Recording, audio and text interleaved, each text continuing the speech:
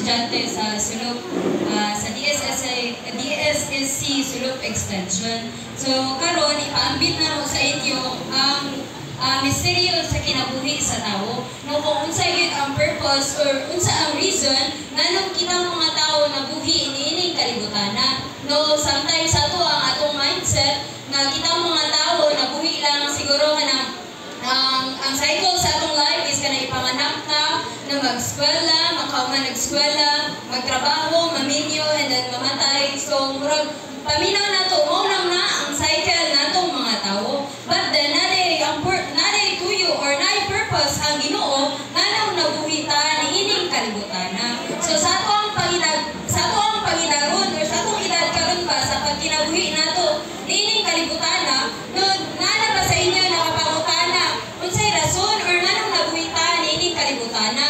No, siguro nakapangutana na ta sa Ginoo nganong nabuhi man ta no ining kalibutan na.